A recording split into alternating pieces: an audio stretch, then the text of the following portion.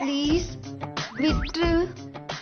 நானே வேலை செய்யாம ஏமாத்ததுக்காக படிக்கிறேன்னு சும்மா போய் சொல்லிட்டு இருக்கேன்.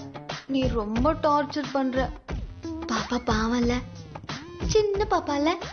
ப்ளீஸ். பாப்பா உன்னை படிக்க சொல்லவே இல்லையே, லவ் பண்ணதானே சொன்னேன். மாமா ஐ லவ் யூன்னு சொல்லு, விட்டுறேன்.